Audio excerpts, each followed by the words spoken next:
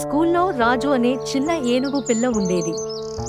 మిగతా జంతువుల పిల్లలు, చిరుతలు, కోతులు, జింకలు అన్నీ గణితంలో మంచి మార్కులు తెచ్చుకునేవి. కాని రాజుకి అంకెలంటే భయం. నీ తొండం అంత పొడవుగా ఉంది కదా, లెక్కలు కూడా అంత పొడవుగా తప్పులు చేస్తావు అని ఎగతాళి చేసేవి. ఒకరోజు రాజు అడవిలో ఒక చెట్టు కింద కూర్చుని ఏడుస్తున్నాడు.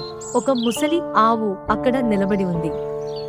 ఏడవకు బాబూ, నేను నీకు సాయం చేస్తాను అంది ఆవు దగ్గరికి వచ్చి. నీ లోపాన్ని బలంగా మార్చుకోవచ్చు అని చెప్పి తొండంతో ఇసుక మీద గీతలు గీసి లెక్కలు నేర్పించింది. రాజు ప్రతిరోజు ఆవు దగ్గర నేర్చుకోవడం మొదలుపెట్టాడు. తొండంతో గీతలు గీసి అంకెలు రాయడం, కూడికలు, తీసివేతలు అన్నీ సులభంగా అర్థమయ్యాయి. నెల రోజుల్లో అతను క్లాస్లో టాపర్ అయ్యాడు. మీ శరీరంలో ప్రత్యేకత ఏదో ఉంటుంది, దాన్నే మీ బలంగా మార్చుకోండి అని మిగతా జంతువులకు నేర్పించాడు. ఇప్పుడు జింకలు తమ వేగాన్ని టైమింగ్కి, కోతులు తమ చురుకుదనాన్ని పజిల్స్కి వాడుతున్నాయి.